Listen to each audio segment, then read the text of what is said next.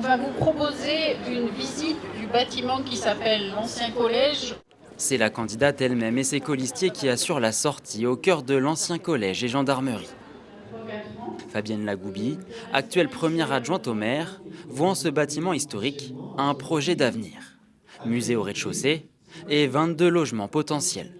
Des T2, des T3, mais surtout des petits logements. Il faut mettre à disposition des logements pour les Sarladais. Et c'est soit la collectivité qui peut le faire, avec des bâtiments comme ça que l'on a, soit travailler avec des investisseurs privés qui peuvent utiliser la loi de Normandie qui permet de mettre du logement locatif à l'année sur des bâtiments vacants.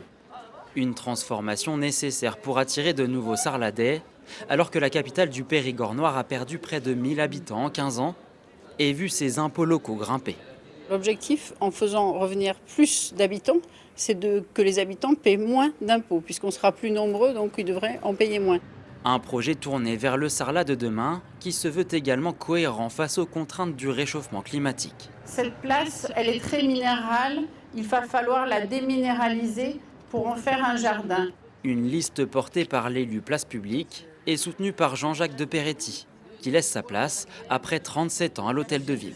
Compte tenu des perspectives, je pense que la liste que Fabienne conduit et qui comprend à la fois une continuité et à la fois une rupture avec tout le travail qu'on a fait est certainement la mieux placée pour réunir les suffrages des Sarladais. C'est pour ça que je voterai pour cette liste et que je ferai campagne pour cette liste.